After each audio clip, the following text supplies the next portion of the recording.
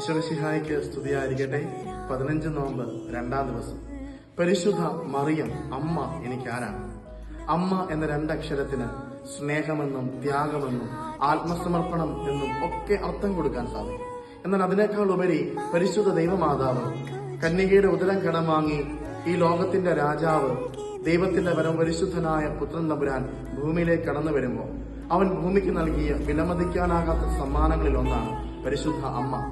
അപേക്ഷിക്കുന്നവളെ ഉപേക്ഷിക്കാത്ത പരിശുദ്ധ കന്യകാമറിയം കുരിശിന് താഴെ നിൽക്കുമ്പോൾ കരഞ്ഞു കലങ്ങിയ കണ്ണുമായി അവൾ വിങ്ങിപ്പൊട്ടി നിൽക്കുമ്പോഴും ദൈവത്തിന് കൊടുത്തൊരു വാക്ക്, ഇതാ കർത്താവിന്റെ ദാസി, നിന്റെ വാക്ക് ഇന്ന് നിറവേറട്ടെ.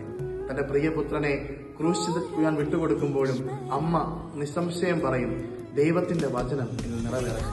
പ്രിയമുള്ളവരെ, പരിശുദ്ധ അമ്മ കൂടെയുണ്ടെങ്കിൽ എനിക്ക് നിങ്ങൾക്കും എപ്പോഴും ജീവിതം സുന്ദരവും സുഖപ്രദവും.